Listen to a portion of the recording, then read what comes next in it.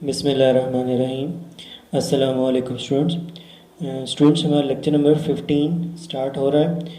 और टॉपिक जो हम डिस्कस कर रहे थे प्रीवियस लेक्चर के अंदर वो था कैमरा और आई के बीच में कंपैरिजन। कैमरा का टॉपिक हमने डिटेल के साथ डिस्कस किया था कि कैमरा के अंदर क्या क्या पार्ट्स होते हैं और किस तरीके से उसकी वर्किंग होती है, किस तरीके से जो है वो कन्वेक्स लेंस के थ्रू किसी ऑब्जेक्ट का कैमरा के इनसाइड जो है वो इमेज क्रिएट होता है। ये सारी चीज़ें हमने प्रीवियस लेक्चर के अंदर डिस्कस की थी। फिर उसके बाद हमने ह्यूमन आई की जो बेसिक पार्ट्स हैं, डिफरेंट पार्ट्स, उनको डिस्कस किया था कि जो है वो इंसानी आँख के अंदर कौन कौन से पार्ट्स होते हैं। तो वो हमने ये चीज़ें डिस्कस की थी कि इंसान की आँख के अंदर जो फ्रंट पोर्शन होता है, बिल्कुल ट्रांसपेरेंट फ्रंट पोर्शन, ये यहाँ पर ये कॉर्निया होता है। तो और फिर इसके साथ इसके बैक साइड के ऊपर आइरिस होता है। यहाँ पर तब को जस्ट लाइंस नज़र आ रही, लेकिन ये सर्कुलर फॉर्म में होता है और ये वो कलर्ड पोर्शन होता है जो इंसान की आँख का कलर होता है, किसी की ब्लू किसी की ग्रीन, इस तरह से। तो ये आइरिस होता है। फिर आइरिस के बीच में ओपनिंग होती है जिसको हम प्यूपिल कहते हैं। प्यूपिल की बैक साइड के ऊपर कन्वेक्स लेंस होती है और कन्वेक्स लेंस को जिसने ग्रिप किया होता है ये होते हैं सिलरी मसल्स होते हैं।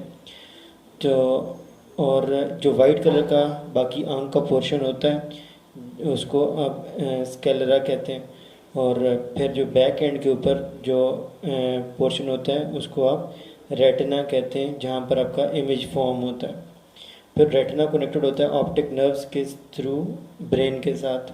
तो जो इमेज आपका रेटिना में बनता है वो आपके पास ब्रेन के अंदर उसकी इमेज जो है वो ट्रांसफ़र होता है थ्रू ऑप्टिक नर्व्स। ये उसका बेसिक स्ट्रक्चर था। फिर इसके बाद हमने इसके कंपैरिजन की भी बात की थी कि जो है ना, कैमरा के अंदर भी लेंस होती है, यहाँ पर भी लेंस होती है। कैमरा के अंदर वहाँ पर अपर्चर होता है और यहाँ पर प्यूपिल होता है। तो और इसी तरीके से कैमरा के अंदर जो है ना वो फिल्म मैग्नेटिक फिल्म होती है जहाँ पे इमेज बनता है, जबकि यहाँ पर रेटिना होता है जहाँ पर इमेज बन रहा होता है। तो इस तरह से बहुत सारे इसके अंदर कुछ चीज़ें सेम है, कुछ चीज़ें डिफरेंट हैं। वो हमने प्रीवियस लेक्चर में कुछ डिस्कस की थी। तो वो आपने एक्सरसाइज में क्वेश्चन भी है, कंपेयर करना है आपने कैमरा को और ह्यूमन आई को ना। तो उसमें आपने जो सिमिलैरिटीज़ हैं वो भी लिखनी है, जो डिफरेंसेस हैं वो भी लिखने हैं। सिमिलैरिटीज़ क्या है कि इसमें भी कन्वेक्स लेंस यूज़ होती है, उसके अंदर भी कन्वेक्स लेंस यूज़ होती है। और फिर इसी तरीके से आपके पास इसके अंदर भी रियल और इन्वर्टेड इमेज क्रिएट होता है, उसके अंदर भी रियल और इन्वर्टेड इमेज क्रिएट होता है। तो फिर जो डिफरेंस के अंदर बहुत सारी चीज़ें, फिर और भी कुछ सिमिलरिटीज़ होंगी ऑब्वियसली जो अपने फिर यहाँ पर नोट डाउन करनी है। डिफरेंसेस में आपने बताना है कि वहाँ पर मैग्नेटिक फिल्म होती है लेकिन यहाँ पर रेटिना होता है, वहाँ पर अपर्चर है, यहाँ पर प्यूपिल है। तो इस तरह से जो भी डिफरेंसेस हैं वो भी अपने मेंशन करने होते हैं और जो मेंशन करने हैं, और जो आपके पास सिमिलरिटीज़ हैं वो भी अपने मेंशन करनी है।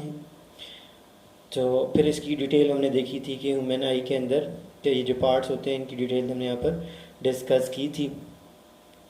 तो यहाँ तक ये जो आपके पास ग्रीन कलर का मार्क था, यहाँ तक हमने प्रीवियस लेक्चर के अंदर डिस्कशन की थी। तो the iris act like a diaphragm of the camera. Camera के अंदर जो ओपनिंग थी उसको हम डायाफ्राम कहते हैं। ये जो आपके सामने फ्रंट के अंदर जो इसकी ये ओपनिंग है लेंस के साइड, लेंस के बैक साइड के ऊपर, ये सारे इसका डायाफ्राम है। अब इस डायाफ्राम को तो आप चेंज नहीं कर सकते, ये तो आपका यहाँ पर फिक्स रहना है। लेकिन इस डायाफ्राम के इनसाइड जो है ना आपके पास जितनी ओपनिंग आपने रखी हुई है, ये ओपनिंग आपकी अपर्चर कहलाती है। डायाफ्राम आपका ये फिक्स सिलेंड्रिकल पोर्शन है, ओपनिंग जो यहाँ पर है। तो अब उसके अंदर जो ओपनिंग इनसाइड है उसके, जिसको आप कम ज़्यादा कर सकते हैं, उसको अपर्चर कहते हैं। तो जिस तरह जो फिर काम यहाँ पर डायाफ्राम करता है, कैमरा में आँख के अंदर वही चीज़ आइरिस रोल प्ले कर रही होती है।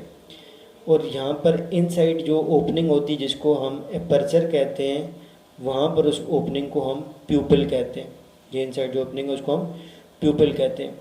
तो ये चीज़ आपके माइंड में क्लियर हो जानी चाहिए कि यहाँ पे जो काम आइरिस का है वहाँ पर वही काम डायफ्राम का है कैमरा में, और आँख के अंदर जो काम प्यूपिल का है वहाँ पर कैमरा के अंदर वही काम एपर्चर का है। एपर्चर जो यहाँ पर ओपनिंग है ये कम ज़्यादा हो सकती है, वहाँ पर भी ये प्यूपिल का साइज़ भी कम ज़्यादा हो सकता है। तो ये एक लाइन थी जो आपके माइंड में होनी चाहिए ताकि हम अपनी आगे की डिस्कशन जो है वो स्मूथली जो है वो कर सकें। The opening at the center of iris is called pupil, which is just like aperture of the camera. तो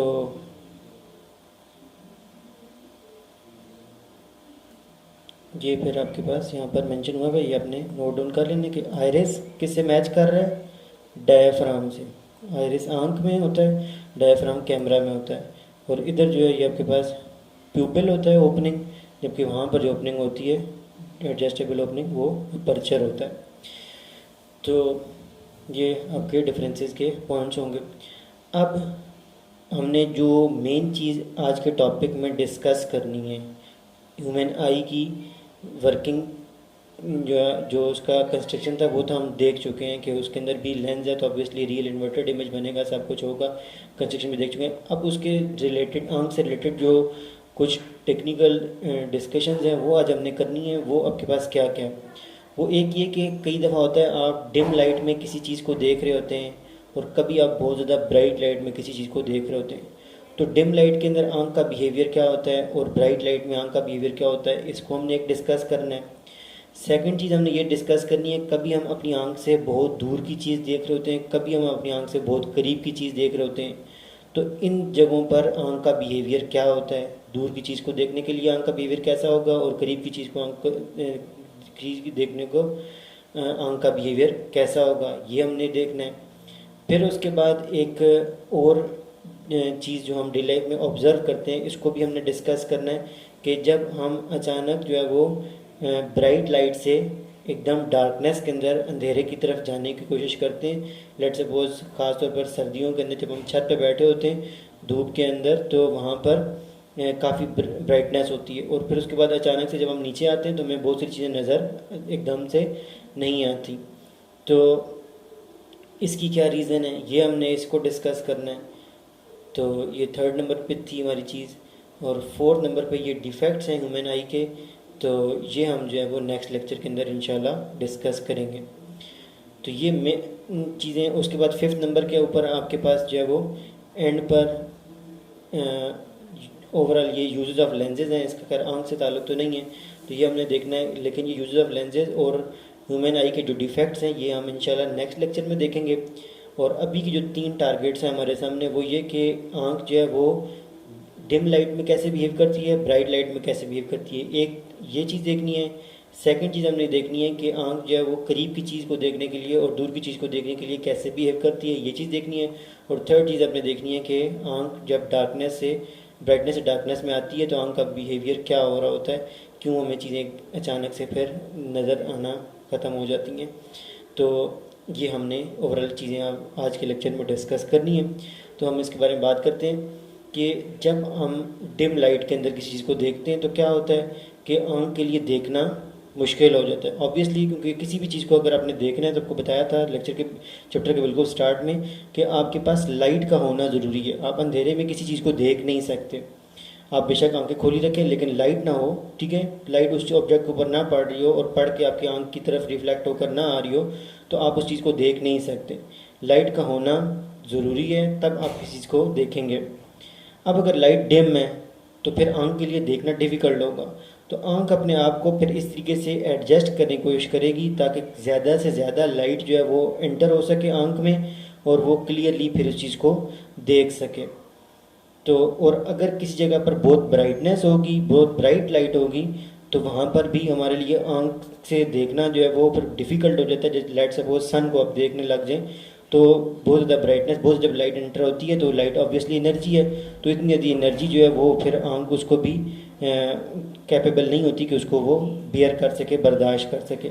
तो उसमें भी फिर आँख जो है ना इस तरह की कोशिश करती है कि वो कम लाइट इंसान की आँख के अंदर एंटर हो सके। तो अब इसमें क्या होता है, अब हम इसको देखते हैं। तो ये मैंने इसीलिए इन दोनों को एक जैसा कलर किया, डिम और ब्राइट को, ताकि आपका फोकस रहे कि आपने इसको नोट डाउन करना है कि डिम लाइट और ब्राइट लाइट में आँख कैसे काम करती है। तो डिम लाइट और ब्राइट लाइट में जो आँख के अंदर पार्ट्स रोल प्ले कर रहे होते हैं वो होता है आइरिस और प्यूपिल।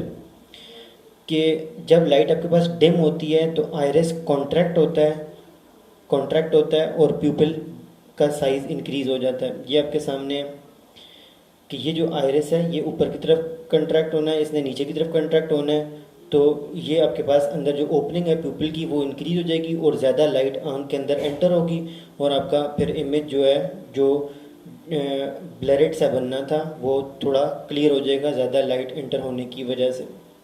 तो आइरिस कॉन्ट्रैक्ट होता है और प्यूपिल का साइज़ इंक्रीज हो जाता है और ज़्यादा लाइट एंटर होती है, आप क्लियरली देखते हैं। एक बात और दूसरी चीज़ हम देखनी है ब्राइट लाइट में क्या करेगा। तो ब्राइट लाइट के अंदर the iris make the प्यूपिल smaller. तो आइरिस जो है वो वापस अपनी ओरिजिनल पोजीशन पर चला जाता है।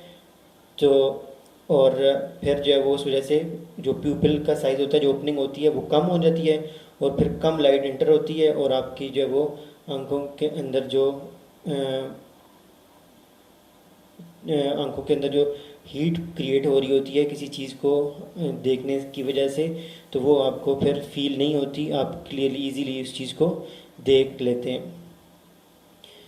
तो और फिर भी लेट सपोज में एक्स्ट्रा ये बात है कि फिर भी अगर आपसे उस चीज़ को शार्प सनलाइट के अंदर आप उस किसी चीज़ को देखना चाहते हैं और नहीं देख पा रहे होते क्योंकि काफ़ी ज़्यादा ब्राइटनेस है, तो फिर हम क्या करते हैं, जब आंख उस चीज़ को नहीं जो है वो कवर कर पाती, इतनी ब्राइटनेस को कंट्रोल नहीं कर पाती, तो फिर हम एक्स्ट्रा एड लेते हैं, हेल्प लेते हैं किसकी, सन ग्लासेस लगा लेते हैं ताकि जो है वो काफ़ी हद तक लाइट जो है वो उससे फिल्टर हो जाए और कम लाइट जो है वो फिर आँख की तरफ एंटर हो सके। तो ब्राइटनेस के अंदर आँख ये रोल प्ले करती है कि प्यूपिल का साइज़ छोटा करने की कोशिश करती है ताकि कम लाइट जो है वो आँख के अंदर एंटर हो सके, जबकि डिम लाइट के अंदर आइरिस कॉन्ट्रैक्ट होता है और प्यूपिल को वो बड़ा करता है ताकि ज़्यादा लाइट एंटर हो सके और आप क्लियरली देख सकें। ये हमारा पहला काम था जिसको हमने देखा। अब दूसरी चीज़ जो हमने देखनी है वो ये है कि जब आप किसी चीज़ को करीब की चीज़ को देखते हैं या दूर की चीज़ को देखते हैं तो आँख किस तरह से बिहेव करती है। तो इसका ये होता है कि आपके पास अगर कैमरा है ना, कैमरा के अंदर आपने किसी चीज़ को करीब या दूर की चीज़ को देखना है तो अपने इमेज को आपने फोकस करना है। तो उसकी फोकल लेंथ को एडजस्ट करने के लिए आप क्या करते हैं, कैमरा की लेंस को बैक और फोर्थ आगे या पीछे की तरफ मूव करते हैं कि उसके फ्रंट के ऊपर इस तरह के 3 सिलेंडर्स बने होते हैं। आप डिजिटल कैमरा जो होते हैं खासतौर पर यहाँ पे सर्कल बने होते हैं, उनको आप रोटेट करते हैं तो वो लेंस आगे या पीछे की तरफ मूव होती है जिसकी वजह से उसकी फोकल लेंथ एडजस्ट होती है। लेकिन हम अपनी आँख को तो बाहर की तरफ या अंदर की तरफ आँख की जो लेंस होती है उसको तो आगे या बैकवर्ड या फॉरवर्ड मूव तो नहीं कर सकते। तो फिर वहाँ पर क्या होता है, In a camera, lens is moved back and forth to focus the image on the film, but the eye lens does not move. लेकिन आँख की लेंस तो फॉरवर्ड या बैकवर्ड मूव नहीं कर पाती।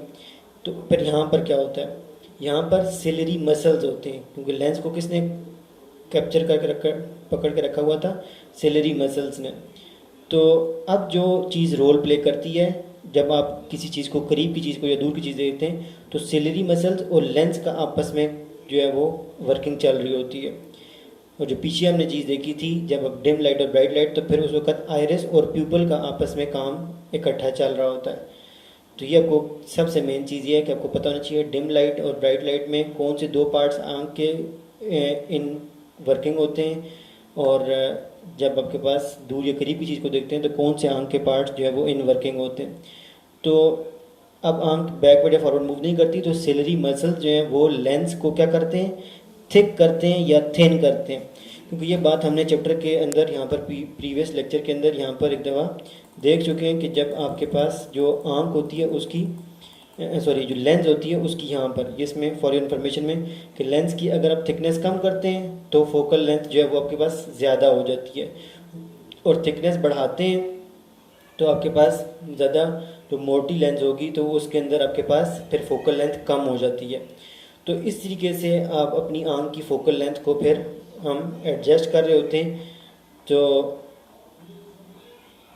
सिलरी मसल जो है वो क्या करते हैं, आंख की लेंस जो होती है उसकी थिकनेस को कम या ज़्यादा करके फोकल लेंथ को चेंज कर सकते हैं और करते हैं, जिसके बिहाफ पर फिर हम करीब या दूर की चीज़ को देखते हैं। जबकि कैमरा के अंदर लेंस जो है वो बैक और फोर्थ मूव कर सकती है, वहाँ पर थिकनेस ऑफ लेंस को नहीं जो है वो चेंज किया जाता, ना चेंज किया जा सकता। Instead, ciliary muscles make the lens thick or thin, due to which its focal length changes. When you are looking at distant object, distant मतलब दूर की चीज़ देख रहे हैं, the ciliary muscles are in relaxed position and the image is formed on retina. जब आप दूर की चीज़ को देखते हैं तो सिलरी मसल जो हैं वो रिलैक्स पोजीशन में होते हैं और जो है वो आपके पास, जिसकी वजह से आपके पास जो लेंस होती है वो थिन होती है। तो लेंस जब थिन होती है तो फोकल लेंथ दूर हो जाती है, फोकल लेंथ बड़ी हो जाती है, चीज़ हम दूर की चीज़ को फिर इजीली फोकस कर सकते हैं। यहाँ पे मेंशन नहीं किया, आपने बीच में नोट कर लेना कि the ciliary muscle are in relax position, the lens retain in the thinner जो ना थिनर साइज, या इस तरह से लिखते हैं, the muscles make the lens thinner in this condition. When you are looking at distant object, the ciliary muscles are in relaxed position and make the lens thinner in this condition and the image is formed on the retina. तो इस तरीके से जब आपके पास जो है वो ciliary muscles relax position के अंदर होते हैं तो लेंस जो होती है वो थिन होती है और लेंस की थिन होने की वजह से उसकी फोकल लेंथ दूर बनती है और आप इजीली जो है वो दूर की चीज़ को फोकस करके देख सकते हैं और इमेज आपका रेटिना के ऊपर बन जाता है। To look at something closer to the eye, जब आप किसी चीज़ को करीब की चीज़ को देख रहे होते हैं उस वक्त सिलरी मसल्स जो है वो रिलैक्स नहीं होते, बल्कि वो क्या करते हैं, वो जो लेंस होती है उसको थिकर करते हैं, उसको थिक कर देते हैं, जिसकी वजह से उसकी जो फोकल लेंथ हो जाती है वो कम हो जाती है। जब कम होती है तो आप इजीली फिर आपकी जो लेंस है वो इस तरह से एडजस्ट हो जाती है कि कम फोकल लेंथ वाली चीज़ को वो फिर देखने लग जाती है और इजीली आपका इमेज जो है वो रेटिना के ऊपर अगेन बन जाता है।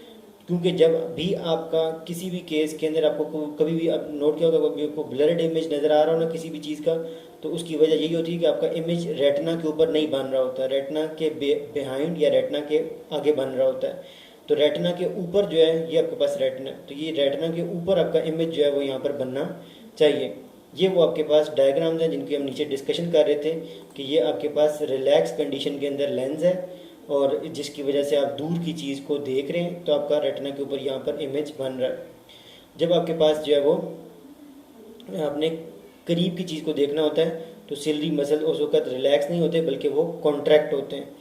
तो उनके कॉन्ट्रैक्ट होने की वजह से जो है वो लेंस थिक हो जाती है, फोकल लेंथ जो है वो शॉर्ट हो जाती है और आप इजीली करीब की चीज़ को फिर देख रहे होते हैं तो फिर वो आपको उसका इमेज भी मतलब फोकल लेंथ आपकी करीब हो जाती है तो आपका इमेज जो है वो फिर अगेन रेटिना के ऊपर बन जाता है।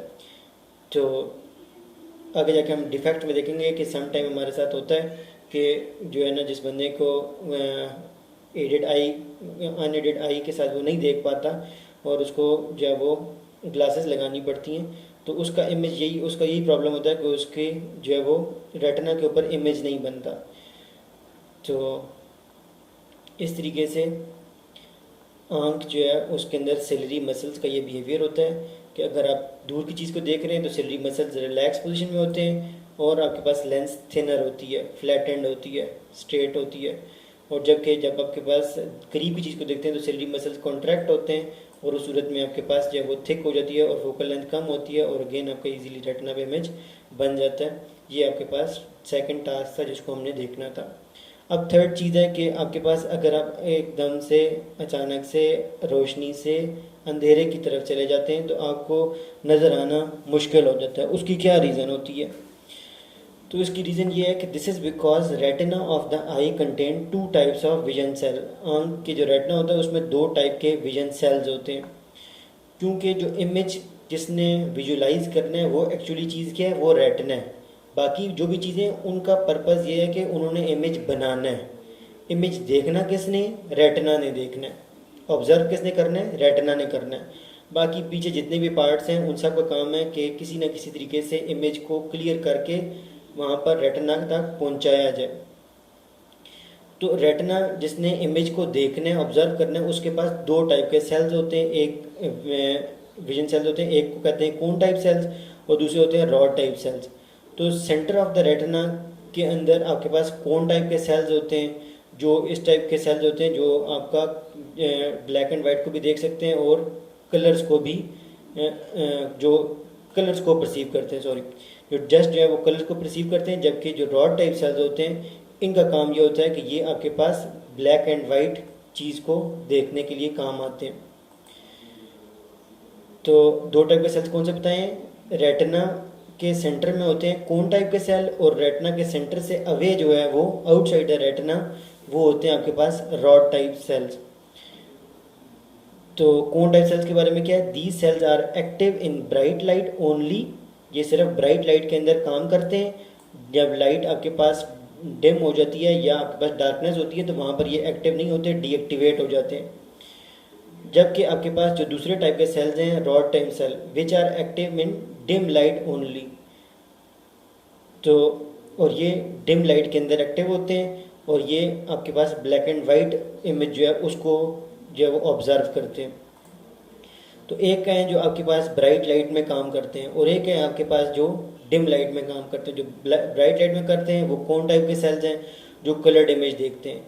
जो आपके पास डिम लाइट में डार्कनेस में काम कर रहे होते हैं तो वो आपके पास रॉड टाइप के सेल्स हैं जो ब्लैक एंड वाइट को देखते हैं। अब होता क्या है कि जब आप रोशनी में बैठे हुए हैं तो आपके कौन टाइप के सेल्स एक्टिव हुए हुए हैं, आप उनको हर चीज़ को क्लियरली देख रहे हैं, हर कलर को ऑब्जर्व कर रहे हैं। अब जैसे ही आप जो है वो रोशनी से ब्राइट लाइट से डार्क एरिया की तरफ मूव करेंगे तो एकदम से वो जो कौन टाइप के सेल हैं वो हो जाएंगे डीएक्टिवेट हो जाएंगे, उन्होंने अपना काम करना छोड़ देना क्योंकि वो डार्कनेस में काम नहीं करते। अब डार्कनेस में किसने काम करना था? रॉड टाइप के सेल्स ने। लेकिन रॉड टाइप के सेल्स एकदम से एक्टिवेट नहीं होंगे, तो उनको एक्टिवेट होते टाइम लगेगा, जिसकी वजह से अब वो भी डीएक्टिवेट हुए हुए हैं और ये भी अभी तक एक्टिव नहीं हुए। रॉड टाइप के सेल्स भी अभी तक एक्टिव नहीं हुए, जिसकी वजह से फिर आपको देखने में दुश्वारी होती है। लेकिन थोड़ी सी देर के बाद आपके पास रॉड टाइप्स के सेल्स जो होते हैं वो एक्टिवेट हो जाते हैं, जिसकी वजह से जो है वो फिर आप इजीली चीज़ों को फिर थोड़ा देखने लग जाते हैं। तो लेकिन फिर भी ऑब्वियसली आप जब डिम लाइट के अंदर, अंधेरे के अंदर हैं, तो खासतौर पर जिस तरह घरों के अंदर तहखाना होता है, अंडरग्राउंड पोर्शन होता है, तो वहाँ पर फिर आप चीज़ों को सिर्फ ऑब्जर्व कर रहे होते हैं कि यहाँ पे अलमारी पड़ी है, यहाँ पे ये चीज़ पड़ी है, लेकिन कलर आप फिर भी वहाँ पे परसीव नहीं कर पाते। क्यों? क्योंकि वहाँ पे कौन टाइप के सेल्स जो है वो एक्टिवेट नहीं होते, वो डीएक्टिवेट हुए हुए होते हैं। तो सिर्फ रॉड टाइप के सेल्स के भी यहाँ पर आपका काम चल रहा होता है। तो इसके अलावा कुछ इन्फॉर्मेशन यहाँ पे लिखी हुई है कि सम एनिमल्स लाइक फिश, उनके अंदर ये नहीं होता कि उनकी लेंस की थिकनेस कम ज़्यादा हो रही होती है, बल्कि वो अपनी लेंस को बैक और फॉरवर्ड मूव करने की उनमें सलाहियत होती है। तो अभी तक यहाँ तक हमारा हो चुका है ये लेक्चर नंबर 15, और इंशाल्लाह लेक्चर नंबर 16 में हम डिफेक्ट्स ऑफ ह्यूमन आई को डिटेल से डिस्कस करेंगे, और इसके बाद जो है वो हम जो यूजेस ऑफ लेंसेज उसको भी डिस्कस करके चैप्टर अपना वाइंड अप कर लेंगे इंशाल्लाह। तो जो आपके एक्सरसाइज है, क्वेश्चन है जो अभी तक हो गए हैं, कोशिश करें उनको भी साथ साथ जो है वो होमवर्क के तौर पर करें, और जो क्या कहते हैं अभी आपको पढ़ाई गई हैं चीज़ें, इन सारी चीज़ों को आपने प्रॉपरली नोट डाउन करना है। कैमरा का जो आपको टॉपिक पढ़ाया था वो भी अपने नोट डाउन करना है। उसके बाद आई का जितना पोर्शन हो गया ये सब को अपने नोट डाउन करना है, और कोशिश कीजिएगा ये जो ब्राइट लाइट डिम लाइट का पोर्शन है इसको अलग सेक्शन बना के अलग हेडिंग के साथ नोट करें। फिर उसके बाद ये जो आपके पास पोर्शन है डिस्टेंट ऑब्जेक्ट और क्लोजर ऑब्जेक्ट का, इसके लिए अलग पोर्शन बनाएं और हेडिंग बना लें, और फिर ये इसकी जो हेडिंग बनी हुई है आपके पास, तो इसी के से आपने ये सारा काम नोट डाउन करना है और उसको प्रिपेयर भी करना है। अभी के लिए अल्लाह हाफिज़ वस्सलाम।